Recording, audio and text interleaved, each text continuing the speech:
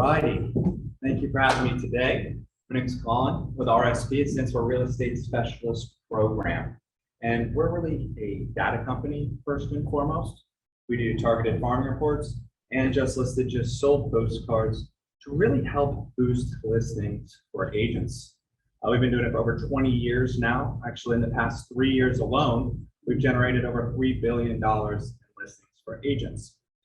What's really unique about us, though, and what we do is we have MLS and tax roll data. We're able to merge onto one easy-to-use platform on our website to show agents prime areas to devote their marketing efforts to. Also, what we're able to do with that data is we're able to implement that data into your reports for you, which not only establishes you all as the real estate experts within the communities that you're farming, but we're also providing value to the homeowner, and that's the most important thing, right? Another great thing about what we do is that we farm exclusively on behalf of one agent in the farming area that they choose. So we're never going to farm that area on behalf of more than one agent. That area really becomes yours. So today I'm going to briefly go over our targeted farming report program, the Just Listed, Just Sold. Okay, so these are our targeted farming reports. For those of you in the room, these are the 5 folded reports. You can view them online as well at rspro.com. These are 8.5 by 11 inch. They're a heavy cardstock. We have matte-like finished them. We do all of the work for you when it comes to this. You know, time is money, and we do all of it for you. So at the top, you have your dynamic neighborhood or area name, several different background photos to choose from. Interior photos and lifestyle photos are very common. Agency branding is completely included. You have your cover letter. We're going to update this cover letter every 60 days for current market and economic conditions.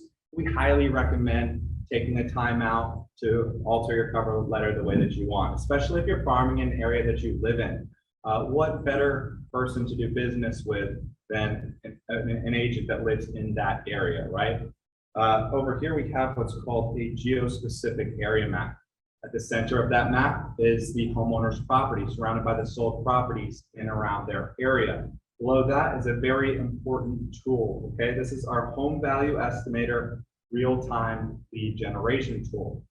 So a homeowner receives your report, they go into myhomes.com, they type in their own unique code, no personal information required, and we email you their information so that you can follow up with them. There's plenty of places on that webpage for them to contact you for specific reasons, and they're going to get their home value estimate. But this is a great way to offer them HCMA. All right, and here is the data, right? On the inside of the report, we feature the featured sales in and around that homeowner's community. These are comparable listings that of the homeowner. Last 6 months, listing and sold price, percentage of difference, days on market, things like that. This not only establishes you as the real estate expert in the community, but honestly, we label it as featured sales in and around that neighborhood, but a lot of homeowners will take this as your sales, okay? That's not our intention behind this. But if that gets you a phone call, then fantastic, right? Good on you. Down here at the very bottom, we can feature any of your active listings or sold properties, or maybe an active listing of someone else's in your agency if you don't have any. It's a win-win because they get some free marketing out of it. All right. For our Just Listed, Just Sold postcards, these are 8.5 by 5 by 5. Again, we do all of the work for you since we have MLS and tax roll data. So it is a very automated program. Anytime you get enrolled in our Just Listed, Just Sold postcards, you're going to be emailed a proof postcard so that you can view it. We're going to pull all the property photos in there for you. We're going to design the template for you. If you like it, you can check out. And we've already got a radius of 250 addresses that you can just immediately send it out. Super easy. We also include a property description pulled straight from the MLS, and of course that real-time lead generation tool as well. So we'll go ahead and jump into pricing. For those of you in the room, it's this sheet here. For the targeted farming report program, each report that we send out every 60 days, minimum of 300 addresses, is 99 cents each. Okay, so 99 cents times 300 every 60 days. We do have a monthly fee. This is going to include your exclusivity in your farming area, your own personal marketing assistant, and us pulling the data for you. $39 each month. All right. For the just listed, just sold postcards, they're only 87 cents each, and that includes postage, and then you got a minimum of 50. Lastly, we are doing a promotion right now for any meetings that we're doing. We're offering 2 monthly fees waived in the targeted farm year report program as long as you sign up within 5 business days of this meeting. So that'll help a little bit. And lastly, I just want to finish up with some statistics. Our average agent in their 2nd year of farming with us receives 4 additional transactions, resulting in a 504% return on their investment. Our average agent mails out 525 reports. Keep that in mind. Also keep in mind that I said 2nd year of farming. Farming does take consistency and it does take time. It's not a get rich quick scheme, but over time you are going to see those results. A lot of agents get their first transactions in between their 4th and their 6th mailing. If you get that in your 1st year, you've almost tripled your investment in the program. So I will end on that note. If you like to contact me, Cassidy's going to send you my information, and we can go over those prime marketing areas together. Thanks again.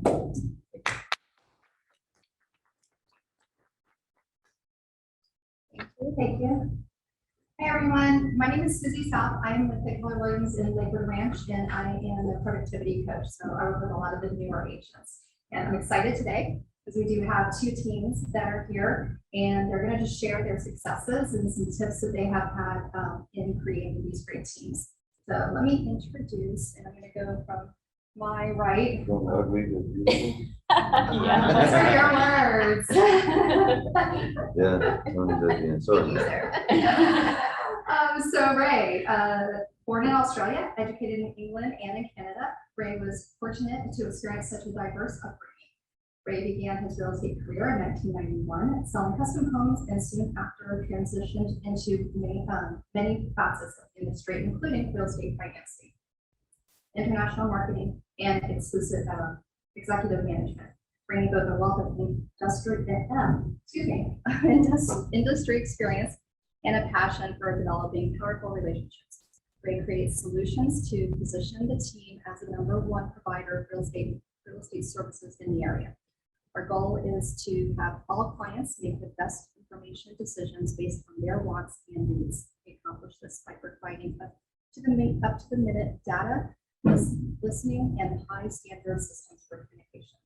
All that true? Wow. Is that about right? I don't know who wrote it. I'm here. Exactly. All right. Well, let's just continue. Go ahead, Jeff.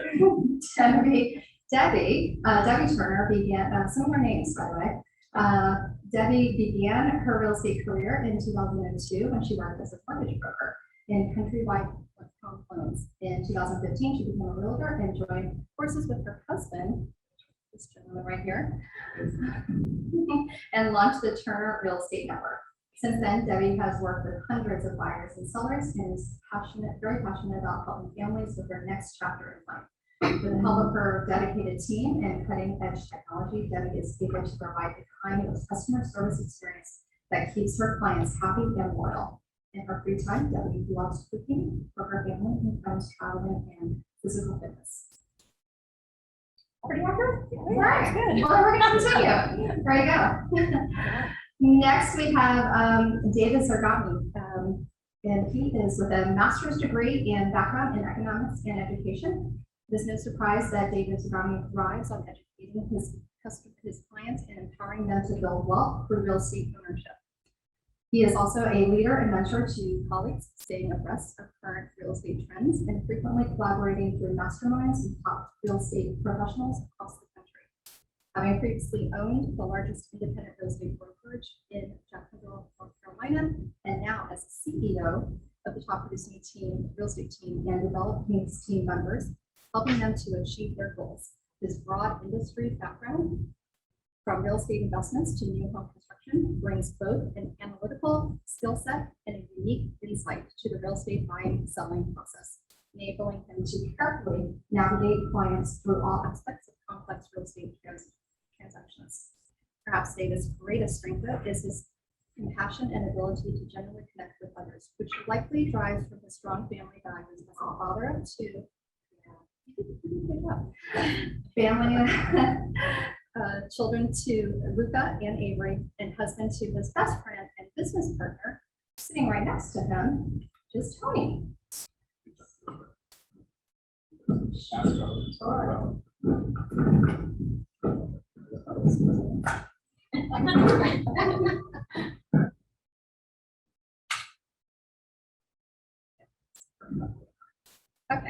is that, are we good?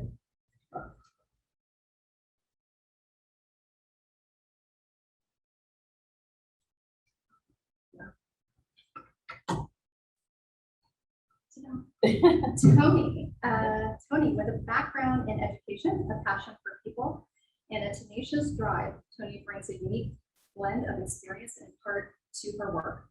Although her expertise and credentials are certainly impressive, it is her ability to connect with others that is her greatest strength. Building genuine relationships, both personally and professionally, with a commitment to excellence, a competitive spirit, and the selective designation as a certified master negotiator. Toni consistently works to yield her clients the highest positive net income, personally following each and every transaction through to a successful closing. Toni is devoted not only to her clients who quickly become her friends, but also to her two young children, Luca and Avery, and her partner in life and business, David. Well, thank you guys. So I figured what we could just start off with, how did you guys meet? Short story. Short story. We met at a bar in St. Pete. Ray had come down from Canada. He'd been in town about 3 days. He had long hair and a ponytail like Lorenzo Lamas. And I'd gone out to work out with one of my girlfriends. We were going to get pizza and wings at this place, and they were remodeling. We were literally standing in the parking lot, and it was leg day, so we were really hungry. And we we're going to reward ourselves with this beer and pizza or wings. And she goes, "How about Ringside Cafe?" I'm like, "Okay, I've never been there." So we walk in, he was there with his hair, and I'm like, "Who is this guy?"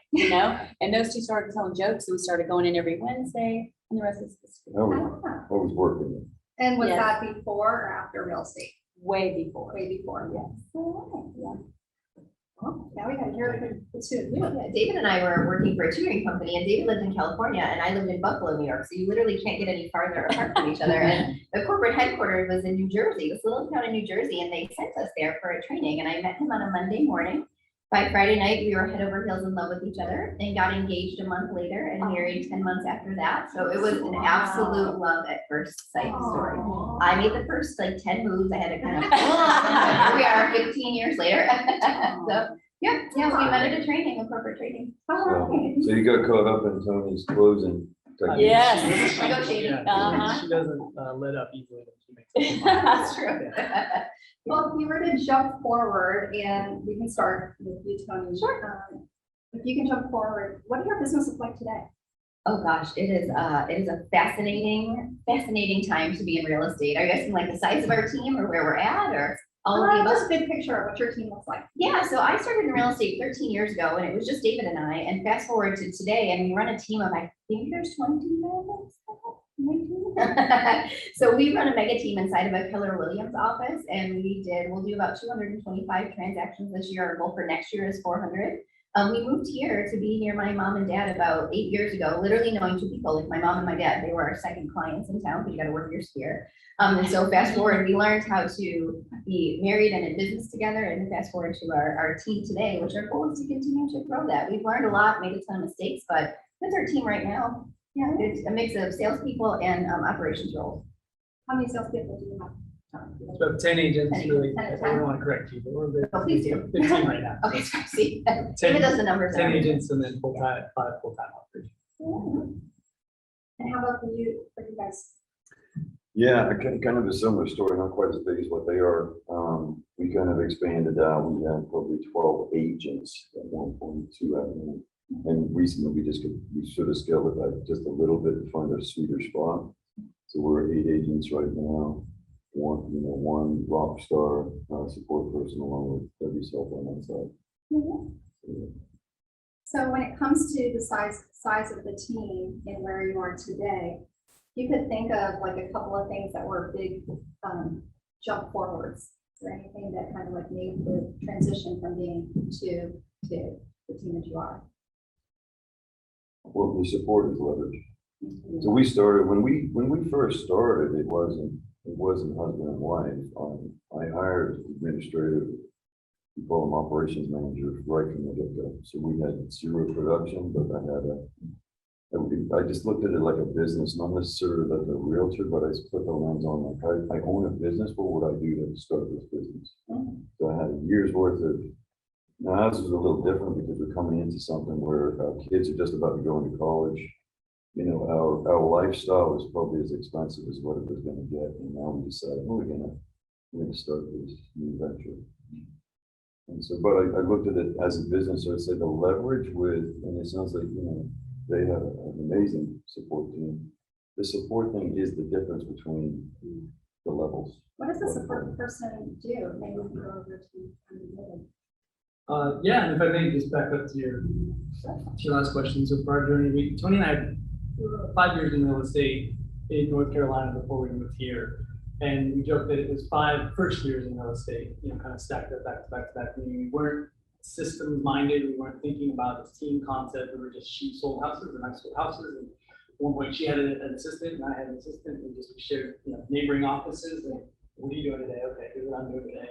We're building something. And when we moved here to Florida, because we had to start over from scratch, we really took a different mindset, which was building this team concept and building in systems to have the idea being that every time we're going to do something repetitively, we want to have the ability to make it easier, smoother, faster, more efficient, and you know, for set a higher standard of service. And so 6 months after we got here, we hired our first administrative person, and you know, that first hire is such a game changer in the leverage world where we can start dividing and conquering, and you know, having a person who's honestly wired to do this task or this set of tasks better and more efficiently and more accurately than you are, and then that frees you up to focus on other areas. And then from there, we just continue to niche down in our roles. Toni shifted to the listing side, I started with the buyer side, and then we started bringing on buyer's agents. I was in charge of them, and now, you know, fast forward to today where Toni's still a lead listing specialist, but she's also trained listing agents underneath her, and I kind of just oversee the, you know, the circus that we call a team.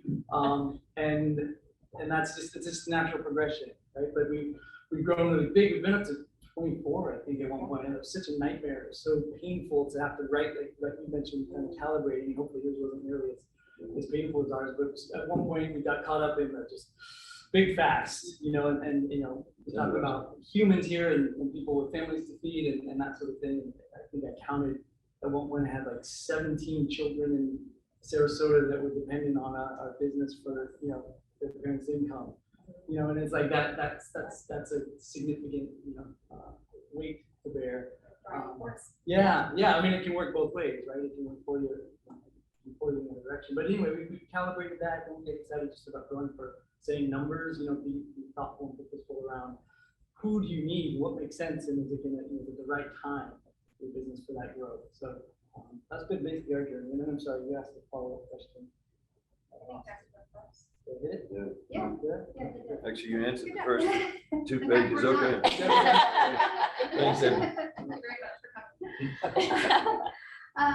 Well, with that part, I'm sure we're coming to the end of the year. Thinking of maybe Toni can go into this, short-term and long-term goals. Yeah, so when we're looking at,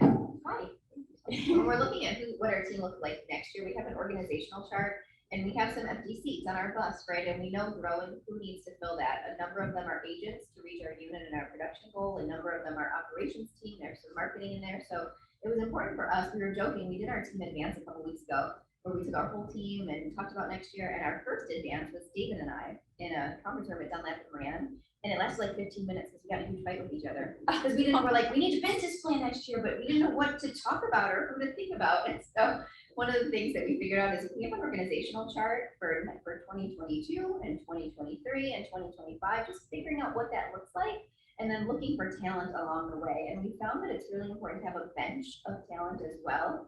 One of our mistakes we made early on is hiring too late. We're like, yeah, our hair's on fire, we need help, right? So really when you can look forward and just think about what your business wants to be next year and who are the people that can come support you in that. I think understanding the organizational chart is really important in what it looks like. And it doesn't always go the way you think it's going to go.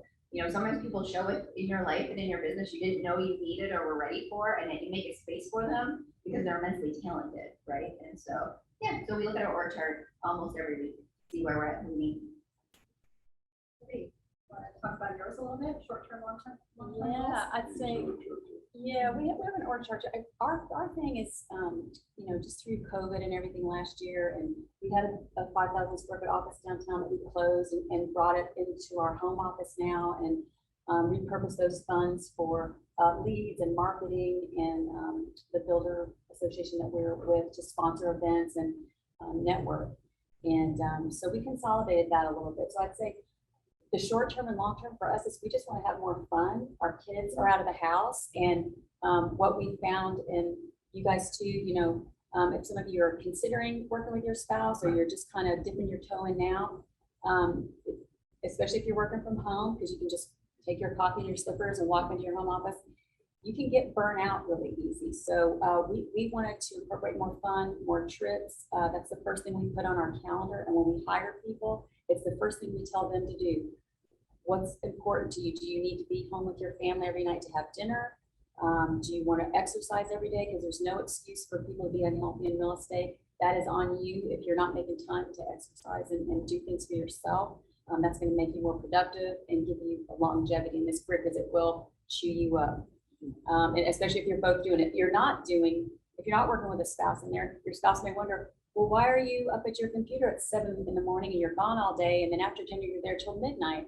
Because they're not in the business, they don't know how, you know, you get chewed up like that. So I'd say short term, long term, raise, looking at some different income streams for us. That's kind of what we're focusing on now. As you mentioned earlier, we kind of hit a sweet spot. We had the big team, the big agents, but what we found we were doing is we were outputting more energy and time, but the revenue wasn't there. So by scaling back and cutting back a little bit, we're generating more income with less stress and less headaches.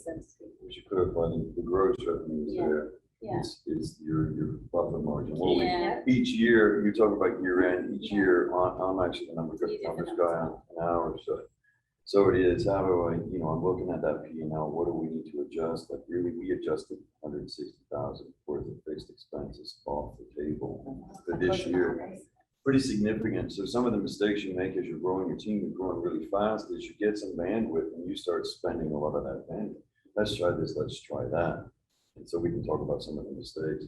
But getting back to the org chart, I created an org chart that was a long-term vision. And part of that long-term vision was to have multiple streams of income. So my mentors are wealthy people that they all have multiple streams of income. So this year we're, you know, it's property management, we have a renovation company, we're creating these multiple streams. And quite honestly, it's one of the things that you can afford as a mega team. You end up with this business where you have other opportunities because you've got volume. So we don't do quite that volume, but we're doing 120 and 30 sides. And so with that, you get a lot of relationships, and there's a lot of opportunity. So for me, I'm like I like to say, I'm like frustrated entrepreneur in some ways, right? So I think real estate, because I got a brother that's the same way, but he's got 7 restaurants, really entrepreneurial. So whenever I feel sorry for myself, I have a conversation with him and I feel really good. That industry is capital intensive and the people side of it. So real estate it can be extremely entrepreneurial. You know, the profit margins that we can have as long as you're managing it like a business are fantastic. So for us, it's like we're looking at multiple streams at this point, as well as the real estate. Long term, I'd like to, you know, get it up to 100 million. Would be, we're at like 50, including commercial. We've kind of reached this sort of little bit of the ceiling of this 50. We got to break through the ceiling with more funds. Well, for that part, we're going to move on to another subject. As far as your business itself, I think that Toni spoke about that we get a lot of the listing sites that be very similar, correct? Buyers are handled by other agents. Is that true? Okay. So where does the majority of your business come from? It was funny, recently a call came into our office and I answered it and it was a buyer and David heard me talking to them and then he said, don't ever talk to a buyer again. It's true, it's a script, right? And I'm very out of practice because I've been working listings for quite a while, but you know our lead sources better than I do. Yeah, so just like anything, you build and add and stack layers as you go. You know, you want to have a hopefully 3 to 5 different key sources of business opportunities. Obviously, your sphere of influence is going to be hopefully number one, because those are generally free, and people may like and trust you. So the more you can maximize that. Sometimes at the end of the year, we'll look at that and say, why don't we have more, client referrals and past client, repeat client, that sort of thing. Being here, it's so nice when 100+ units here after a year. It's just interesting that the transitional nature of our market. You get a lot of people that come and go, come and move and then go, or that sort of thing. And obviously, we don't love it when they don't love Florida, but at the same time, it's okay. We can help them. So that's been big for us. Agent referrals are huge for us. We're privileged to have a large network of people from different markets that they can call us when the time is right. And so we'll pay the referral fees all day long because it's a client we didn't have before. And it's someone that now we have. It's like the branches of the tree, right? You add a branch and it branches off and keeps going. You just never know where that referral is going to lead to future relationships. Plenty of stuff online we do. We've done Zillow, we've gone on Zillow, come back and forth on some of those things. Getting done on Google quite a bit. Personally, in this past couple years, we started radio and TV, which is a whole different thing. But mailing campaigns, targeted things there. We pretty much dabble in just about every area that you can think of. But our top sources are going to be sphere of influence, past and repeat clients, and agent referrals. So you guys want to add to that part? Yeah, I'd say it's very similar. I wouldn't say that I don't work with any buyers too. Fortunately for Ray and I, we're like completely for ourselves, all referrals. We have a couple of friends, and if you can just get 1 or 2 friends in our friend group, we get at least 10, a lot of. It is, but I mean, you need one friend and you can. No, you can. If you get somebody that's really your advocate and it's like, oh, this is the greatest experience, because that's the best to, push your name. But we also buy leads, so those go to our agents. We don't take any of those. But if it's a personal referral, we'll do a listing or buy. And quite honestly, I'm falling behind with Ray right now. He's been getting both sides of everything. Every time he lists, he sells it, and then that turns into something else. And then he's like the GC because he's got painters and all the trades coming in, and he's just like, it's really nice to watch, and it kind of what juices him also. But to David's point, we've tried everything too. So how we're heavy into our sphere past clients, and we actually went through our database and we go, who inside our database has a network of people, and that's we are very social. We socialize with people like that, and then so the sphere and past clients as we're purposeful about being in front of those people. We socialize with them. I love riding motorcycles. We do all kinds of stuff together. So that turned into a lot of business for us as a result. So you can look into, who your either past clients or friends are that have big circles, and I would say pursue that. Underneath that, we've done not Zillow, but Realtor.com. It's expensive, but as long as you're looking at, if you can get that 400% on there, you can get a decent ROI, and your agents are trained to do that. Zillow has good training, Realtor.com has good training because I'm not the best trainer. But we've ended up with really good conversion on that. Then beyond that, it was Facebook. The way I look at it is this: intent of that lead coming on. How high of intent does that person have? If it's coming in as a referral, the intent is high, the conversion is really high, usually face-to-face as well. So that's numero uno. So it should be what we start really focusing on as a business. Underneath that would be a Realtor.com, Zillow. Underneath that would be PPC or things like that. And what the biggest mistake, I'll go into one of our bigger mistakes is pushing the Facebook without really thinking about intent. People go to Facebook for real estate, not necessarily. Now you can get a boatload of leads, and we spent a ton of money with an advertising company. They sold us a really good. We went down this path, and it was raining money out of my wallet. But at the end of the day, the intent is really low, so you're loading up your agents with low intent leads, low conversion, and exhausting them. So our agents get anything that's not a personal referral. They even get referrals from our builder, our builder network and things like that, which is how we started our business. But I look at it as intent, and if we're putting team members in place and we've got enough lead flow, quality lead flow where they can make money, like they'll make over 6 figures with our company because we're more hesitant to just throw bodies at it and want them all making money. So that will make money. but it's gonna be quite a load on, and they gotta be the right person to take it. But I'll make sure they're getting leads that have intent that they can convert. If that helps. And if I could just piggyback on that, if you're considering paying for leads or anything, make sure that you have a really robust CRM, because in the time when you're working with somebody else, or if it's in the middle of the night, you have doctors or nurses or second shift workers that are legitimately interested in looking, you need to have something that's going to respond while you're asleep or while you're with somebody. That's really, really important that you invest in that. And find good agents. Yes. Tricky. People. It is, it's about people. So when it comes to you have those clients, now you're working with them. Give us like a little bit of a bird's eye view of what your day can be like. Perhaps you guys. Again. Okay, I start. So yeah, our team starts together at 9 o'clock every morning. 90% of us are in the office. Sometimes we have to jump on our Zoom or our Google Meet huddle link, but we have a huddle every Monday or every morning at 9 o'clock. And we have accountability on our team. We say accountability equals love. So we go over our numbers, all the agents go from our numbers the day before, our conversations, our appointments, our closings. We celebrate all of that. We also have some personal accountability. So all of our operations team members have a goal, and we talk about them every single morning together. And then we do some role play. So we're talking about the new contracts or topics or role playing. We actually did gratitude this morning. So we meet every morning from 9 to 9:30 as a whole team to start our day. And then we really get into lead gen. Every morning our goal is to lead gen until 11, and then we're at appointments. So the producing agents are out, and our office is very quiet in the afternoon because we're all out on appointments in the afternoon. Our operations team are in the office full time, but then the agents head out to go meet with buyers and sellers. Yeah, and post quarantine, we made a modification where we just, we'd always been really diligent and strict about, you gotta be in all this, and you have to be.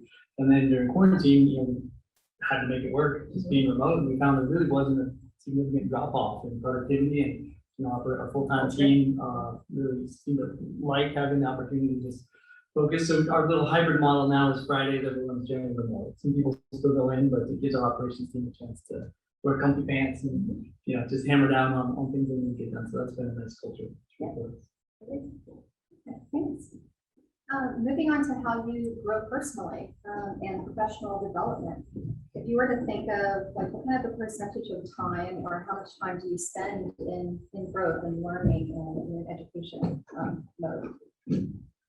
Professional development. Well, Sure. yeah, I mean, with we don't have the advantage of being part of Keller Williams, because that's one of the things that we do miss. Just FYI, I used to be a team leader with Keller Williams before we broke open our brokerage. So a lot of the business models and everything we duplicate because they're valid.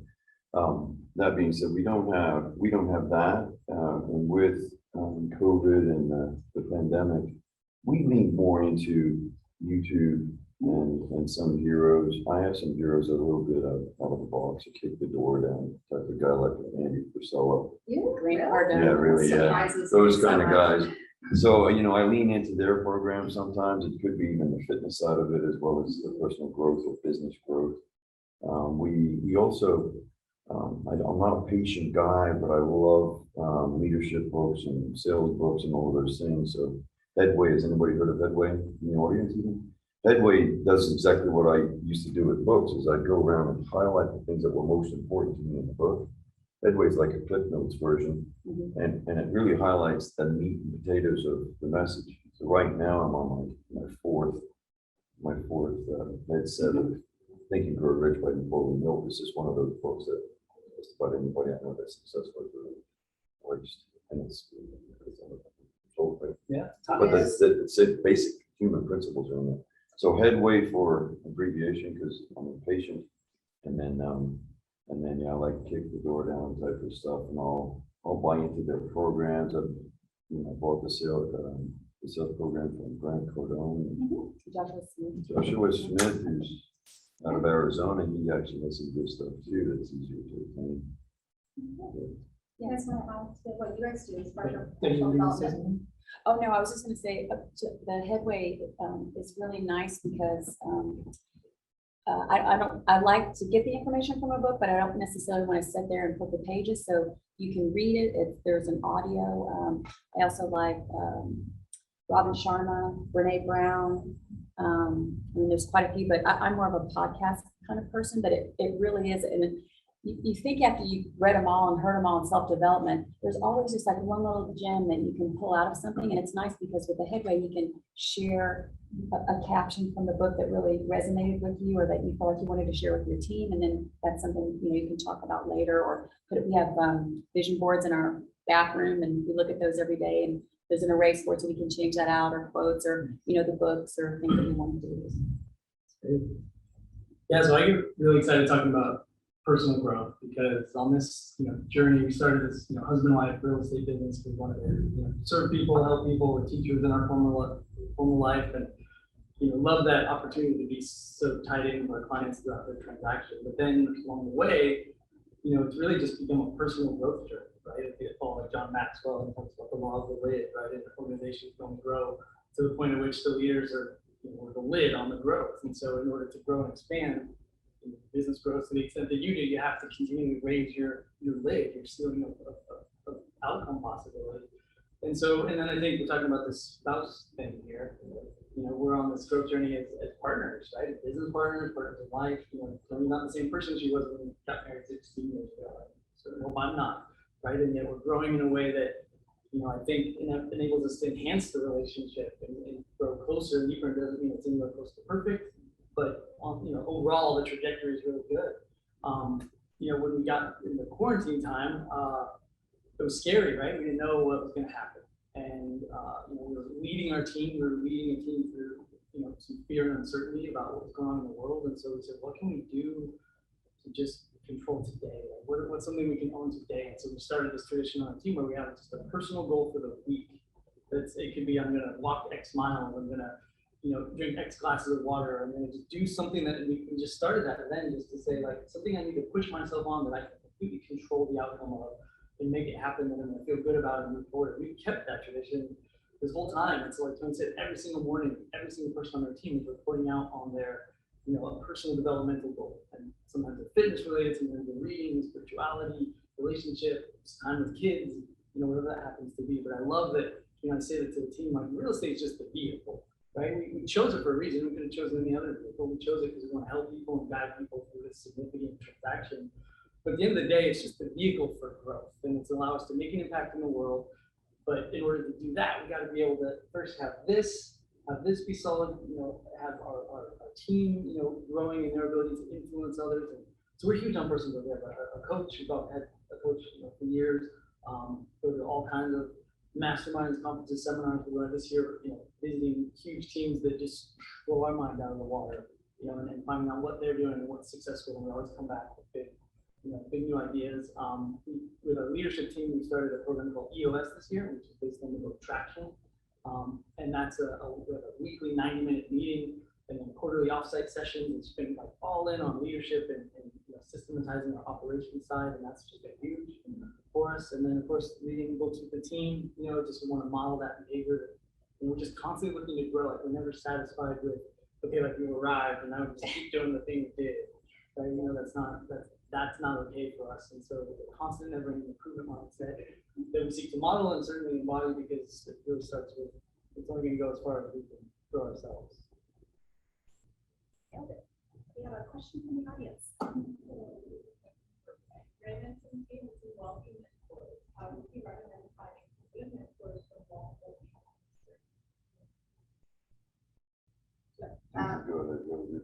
Okay, so Ray had mentioned that he has some wealthy mentors that are out there. And if you could just elaborate on that, of what kind of a person that would be.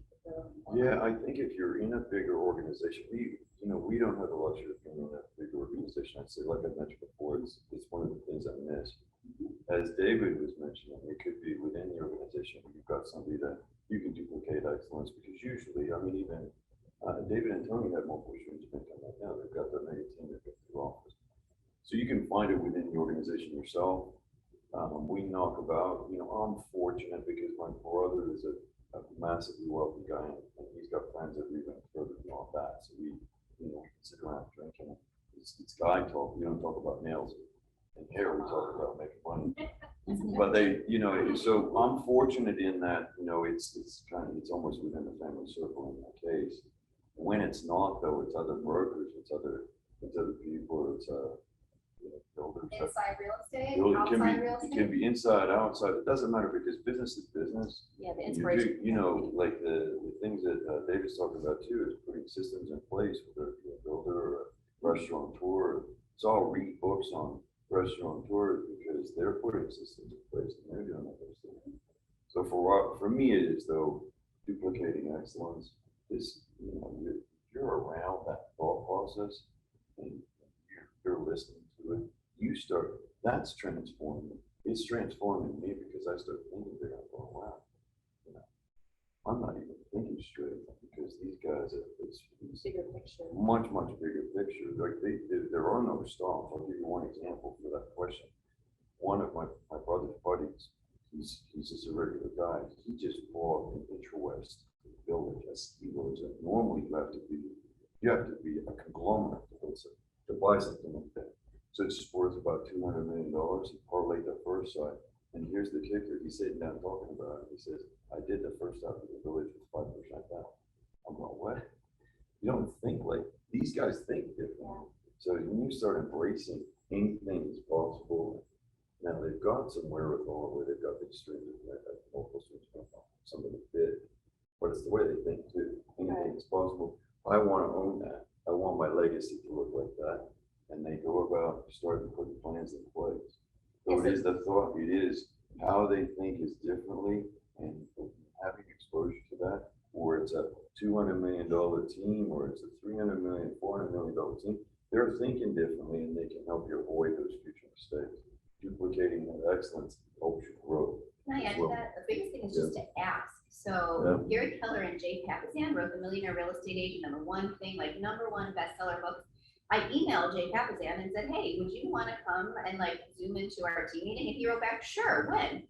And then Lance Logan, who runs a team in Houston that does 2,000 units, we emailed him and said, hey, would you like to Zoom in and spend 30 minutes with our team? And he said, sure. So, I mean, you just have to ask. That's They're true. like, yeah, these people are They love happy to sharing. forward Actually, to you. Yeah, really successful people like Yeah, sharing. I went to Houston last month and went to Lance Logan's office for a whole day and just shadowed them, and they welcomed us with open arms. So I think you just have to put yourself out there and ask. Yeah, and across industry is huge because you have different perspective, but even inside our industry, it's just. It was probably so good. It was so And good. it was so good. It was so good. It was. You know what, Talking about see, Jay, With this Lance. beard, I get senior moments. You don't get it. It'll come back to you. But yeah, and I'll circle back to that too. Yeah, if you can get your inspiration from outside of real estate. It's just, you know, what's going to inspire you to work harder and go bigger. You know, what's going to give you that courage, or, you know, if it's a family member or someone else that you see start, you know, a landscaping business, and now they have, you know, 5 teams going around. It could be anything. I think they take away the negative thought process of being successful. Most of these people that are really successful like that actually have a better quality of life. They've figured out some things where they have good family quality of life, and, you know, so you can really aspire to do this. I don't know if that answered the question great, but you can find that inspiration anywhere. I was in a room with Lee Weatherington and Pat Neal the other night. I was not supposed to be here because they're having a conversation.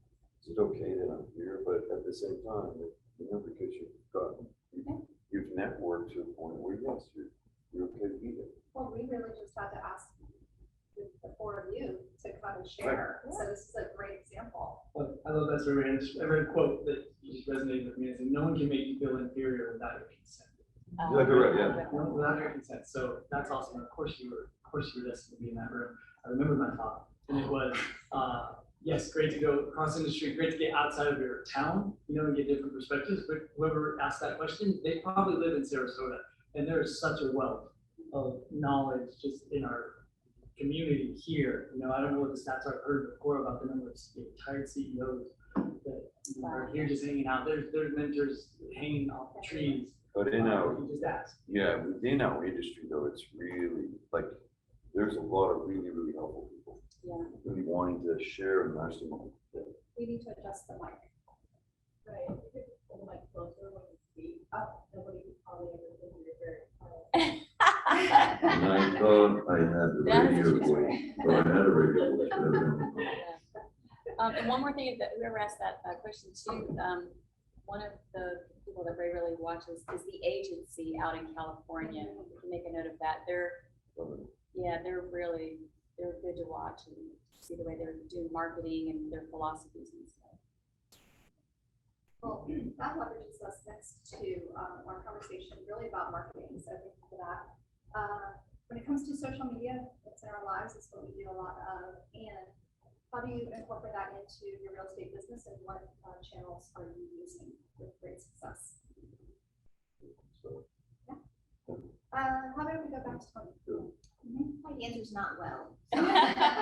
Right now, our agents, we're on Instagram and Facebook. We use some Facebook boosted posts and all of our listings and things like that, but that's something we need to focus on for next year. Right now, we're all doing our own Instagram stories and things like that, and we do get some return on it. There are agents in our marketplace that are killing it on social media, and I am not one of them, but we know that, we're aware. Yeah, and I'll just clarify that and say we're certainly, as a real estate organization, we're not nearly as purposeful about it as we should be. I'll say Toni is very effective in her strategy. I don't like to post because I sit there and think about it and analyze it, and just too much time goes by and I just put the phone down. So I kind of just stay out of it, but she's very good about that 80-20 rule, where it's 80%, personal, interesting, engaging, and people just like to see her online. And then the 20% like, oh, by the way, here's a real estate thing, right? And so it's not just like, oh, hey, open house here. Oh, hey, sold this listing. Oh, hey, that, like, that's kind of boring. So she makes it authentic and engaging. I don't think she ever thinks about it that way. It's just sort of a natural demeanor, but effectively, an analytical person like me understands that she's doing that 80-20 role. And just making herself an interesting person on social media who, oh, by the way, happens to be part of a real estate team. She has a phenomenal inflow of people reaching out to her from across the country with referrals or real estate questions, because she just got mind share in her industry of real estate without having to be too boastful about it. Thank you. I know the two of you do quite a bit. Yeah, So you want to share some of the things that are successful for. I would say, Instagram and Facebook are important. Of course, to be on, but it is a lot to tie in with everything. Just over the years, what we've learned, there is a cadence to posting, and there's times that you're supposed to post.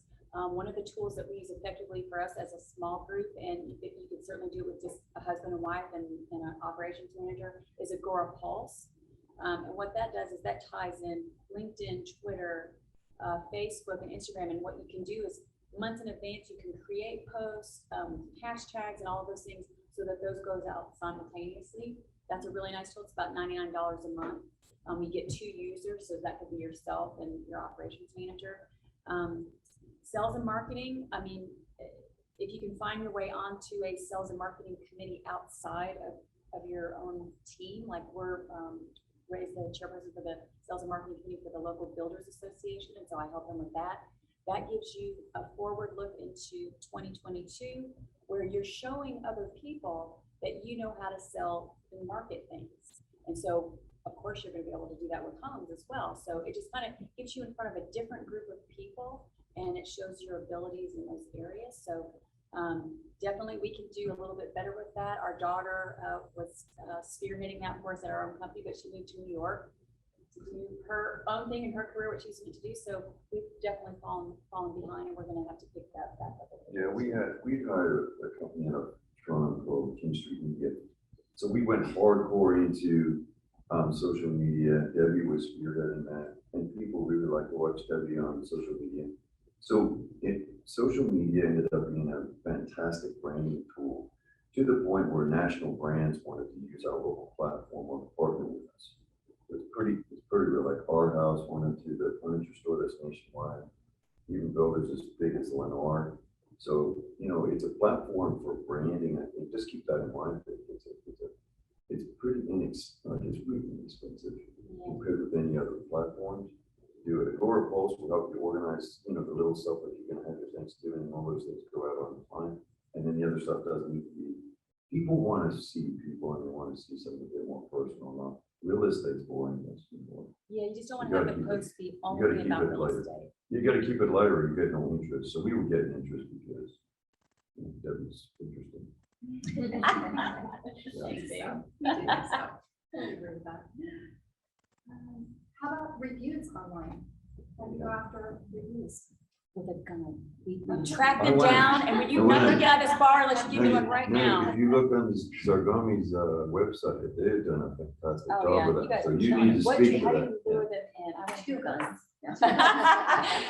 Yeah, reviews has been a big focus for us for the past year or so. We weren't super purposeful about it for a while, and then we decided it was something that we felt like needed to happen. And it's just been putting attention and focus on. Part of it is a shift in our culture. We don't always call them reviews, we call it feedback. Right, so we're asking for feedback. We constantly want feedback. How are we doing? How did we do? How can we improve? You know, obviously, if someone has some really choice thoughts on improvement, maybe we don't ask them for the online review. We just take that to heart and work on it internally. Whereas when they're a gusher, obviously we'd love for them to put that out there. But we have a couple things that we've done. We have our team meeting every Monday morning, and we always put up on the big screen any reviews that came in from clients during the course of the week. And we read them, we celebrate. We have some internal, raffles and drawings and just fun game Sure. systems that Gamifies it? Gamitizing, yeah, I like that. that make it fun. And then we let our clients, when we ask for it, it's one thing, like I always use the example of you go to the grocery store or Home Depot and they print the receipt and they get the highlighter and they're like, hey, $5,000 drawing, we can fill out this thing. And you go, oh, okay. And then you come up and throw it away because you're never going to spend those couple minutes doing that because it doesn't mean anything. There's no connection, there's no sticking point. But when we can say, Caesar, it's been such a pleasure working with you. I'm so excited that, everything worked out. Can I ask you a favor? We really pride ourselves on, client feedback. And one of the things we do is every Monday, we put up our feedback on the big screen, we read them out loud and celebrate them as a team. Would you be willing to take 30 seconds and just jot down your thoughts on how we did? For you, is that okay? Oftentimes it actually starts best when he asks and he's raving about us and he's going, oh, this was great, thank you so much. I'm like, well, funny that you mentioned that, Caesar, because I'd love to share that with my team. They just love hearing these stories and feedback. Would you mind just taking a minute? I'll text you a link, and you and Sarah, your lovely wife, can fill that out and then we read it out loud. And then I take a picture of it up on the screen in front of our team and I text it to them. Caesar, your review meant the world to us. Really appreciate you taking the time to do that. And so it just brings a little bit more of an emotional connection to the ask, right? It's not the little throwaway like, hey, do the survey and that thing that I'm never going to do because we're busy. But when I appeal to him emotionally, like this is a personal favor to me, it would mean the world. You get a lot more stickiness with that. Do you have a question? Yeah, I wondered, what's the format for the ones that you asking for? Google, are you still posting Zillow? Yeah. Are you asking for your website, all of the above? Yeah, all of the above. I mean, my best advice is pick a platform and work on filling it up and then rotate your platforms. Someone else might have a different thought on that. For a long time we did Zillow. At some point the number probably doesn't add more value. If you have 82 on Zillow, does 85 make a difference? Versus if you have 3, versus 27, like consumers don't quite know how to process these numbers. Differentials make a difference to them, but I've heard data that once you get past 5 or 7, they're probably like, okay, there's something legit Right. there, so you might find your own version of whatever that number is. But I would recommend picking one platform and focusing on that till you get it to a threshold you're happy with, and then you can pivot. Now, one of the challenges is most of these platforms require registration or an account. So sometimes people are like, well, I don't want to sign up for this to review you. So it's nice to give them an option, or you can throw it on the website, you can throw it on Facebook, or you can throw it on Google. But, you want to be purposeful intent, I recommend just choose one at a time and fill it up till you're happy and then move on. Yeah, and you can provide like a hyperlink also to that review. Google's really good because what we're finding, you guys probably do too, buyers, sellers, everyone's so much more informed now with the internet, and they will seek you out and look you up. They'll look at your social media, so you want to keep everything very neutralized there and polished, and professional, and whatever fun you're having, you don't want everyone to see it because they are going to check you out. One of our recent buyers that we had looked Ray up and he goes, oh, how do you like living here versus Australia? Like he really took a deep dive. Oh, you like to ride motorcycles and stuff, and that ended up being a few deals from this man as an investor. So it pays to keep that, very similar. Another piece of advice they say, the professionals that we hired, at least for the first little bit when you're establishing yourself, is to use the same profile pic in all of your medias, because that way they know they have found you in that, and a professional headshot goes a long way as well. Any other questions in the audience as we get to the end, getting close to? How do you find, you talked about recruiting, so how did you, when you first started, I'm sure now you guys are good at pinpointing who could be good for your team, but when you started, how did you improve, how did you find good talent? And how did that transition to compensation that they were gonna receive? Because I think you said there was no money there in the beginning, there wasn't that much revenue. So how did you do that then? And for someone that wants to start a team, how would you recommend them to do that? Yeah, I think, I mean, when we first started, I was gunning hard for, through Builder Network, so it was called the Builder Trade-In Program. We were still with Keller Williams at the time, so with a bigger organization, you've got the talent flow coming in, your team lead, you're with Keller Williams, so your team, yeah, if you're starting a team, I would say infinitely easier with Keller Williams because you're oh, you're Remax. So Remax, same thing. You're with a bigger organization, so you're, you know, the broker, you know, they've got people coming in and out. You let them, make them aware of what you're trying to do, and they will help. So with big organizations, with us, it was we were using, once we were left a big organization, we were using broker metrics and things so you could measure the thing, or you could go with newer people. We prefer to try and go with somebody that had some experience because otherwise they don't realize what they had. So at least if they've been knocked around a little bit, that really they come to them and go, I really appreciate the lead flow. So when, you know, you have to get to a point where, yeah, you have something to offer as far as lead flow. So you're either investing in this. Remember when I started the conversation, I said I had to put a year aside. That meant my investment into lead flow, you know, leads for those agents and then supplement. So we had a builder trade-in program, and we started with some buy leads and try to get that. Were you asking more on the admin operations side or the agent side? I meant the agent side, but I would like to know on the admin because now that you mentioned admin, where would you start first? Admin or Yes. agent? To admin.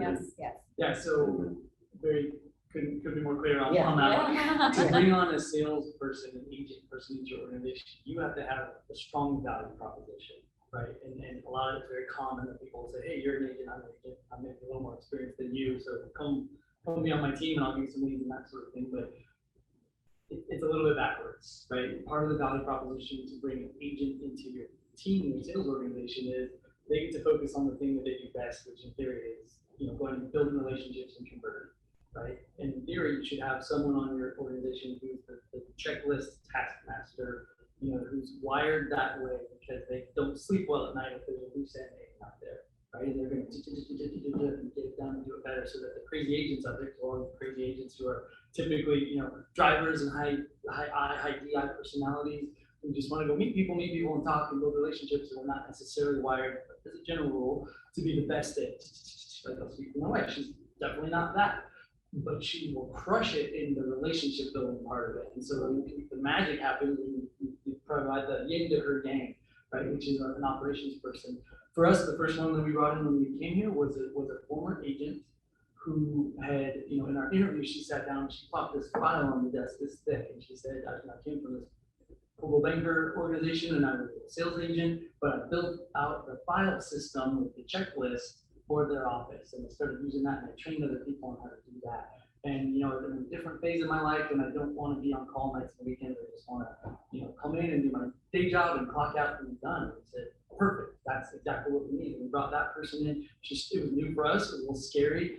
So we started part-time, and we both had the goal to ramp it up to get to full-time, and that was a nice way to ease in. And when we gave her the reins, it said, design our system, design our checklist, design our contract to close process, you know, and then she was, you know, she whipped us into shape from that regard. And then you can talk about bringing in, you know, sales talent, because now you know when the leads come in, they can run with it there, and then your operations admin side is pulled down the floor. The recruiting, I think the recruiting, we've touched on that a little bit, but David and Toni talked about their organizational chart. We talked about the organizational chart. That's part of your vision.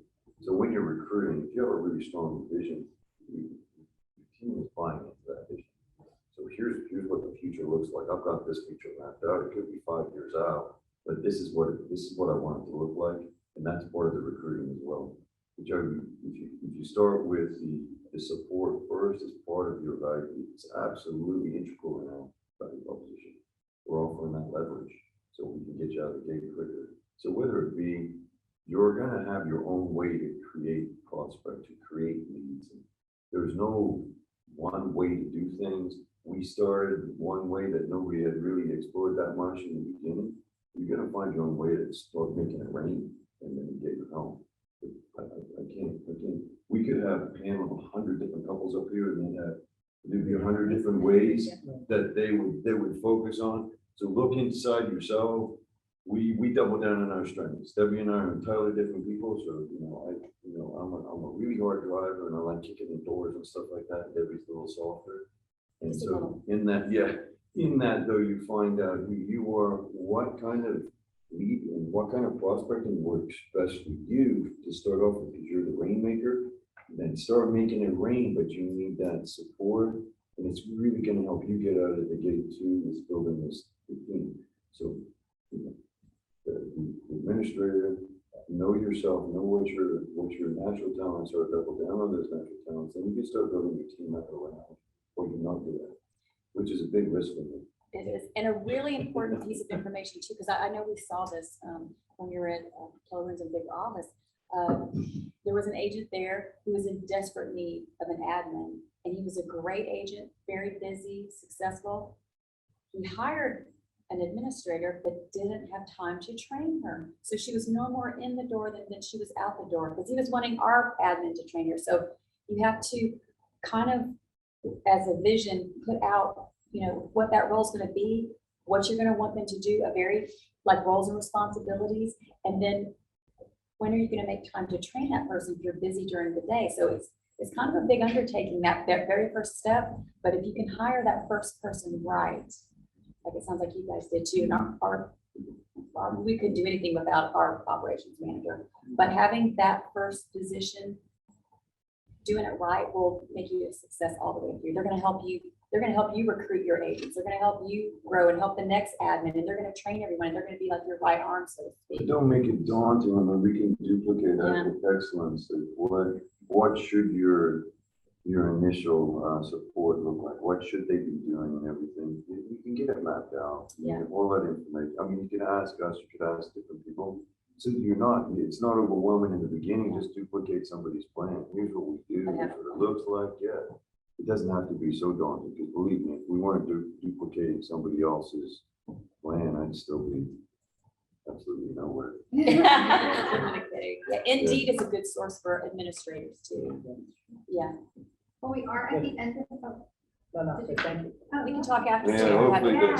Hopefully we're answering the questions right. Yes, thank you. Well, we are at the end of our time, so I do want to respect everybody's day, and thank you very much. I appreciate the fact that you guys are willing to do this for all of us on behalf of everyone in the area. So thank you so much. Anytime. Thank you.